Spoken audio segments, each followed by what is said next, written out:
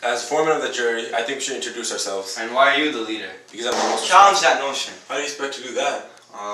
I believe that you guys have an arm wrestle. That's a good idea.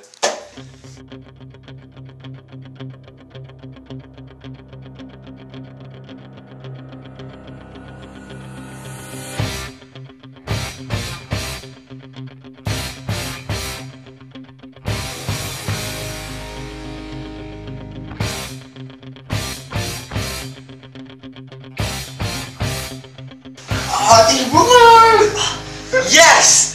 Victory is mine! Do you believe I'm the foreman of the jury now? Yes. Alright, I'm your bailiff, and right now I would like to take down the attendance. Is a Matthew here? Yeah, I'm right here. Alright, is Tyrone here? Yeah, I'm right here, sir. The hell? Is Kerbuxmoney here? Yeah. Alright. Now finally, is Sundar Singh here?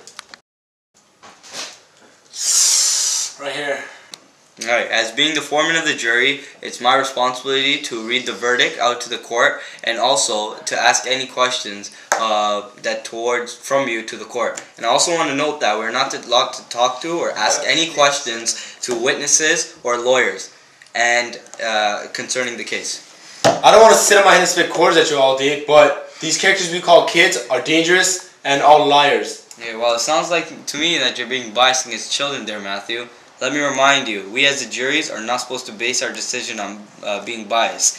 If you do, you will serve the consequences. I don't care, the child's a murderer. You have to keep your prejudice out of this because it will always obscure the truth.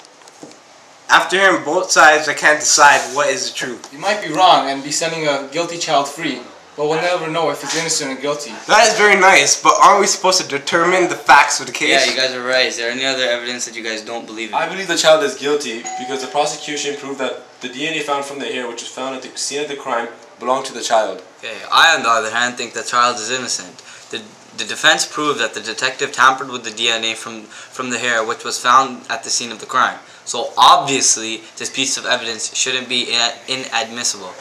Anyways, everybody knows that the DNA matching isn't always 100% accurate. So do we agree as a jury that this piece of evidence should be discarded from our verdict? Yes or no? Yes. Yes. Yup. Well, what about the shoe print that they found at the scene of the crime? Were you guys not listening to the trial at all? They used to be drug partners. So why would one of them kill the What other? evidence were we shown that proves the child was murdered? So according to the defense, the accused child was killed the victim in the heat of passion.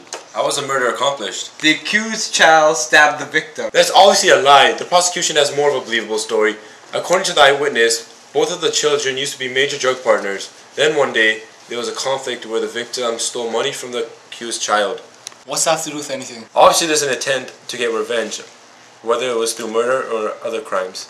According to the prosecution, how was the murder committed? On the day of the crime, the two children crashed into each other and one pulled out a gun. The same gun that was pulled out in the court. There were no bullets inside the victim. As I was saying, the child pulled out a gun to intimidate the other child. And then when the victim ran away, the accused threw a knife at his neck from behind, which is how he died in his own pool of blood. I know this child is guilty. Well, I guess then we should deliberate a bit more. Greatest idea. How about we flip a coin to see if the child is innocent or guilty?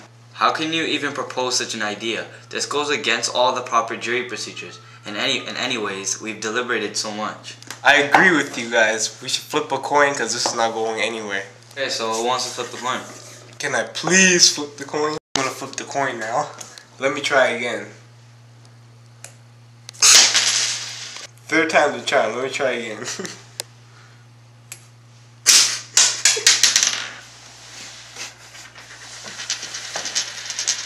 You flipped the coin, Matthew. It's too hard for me.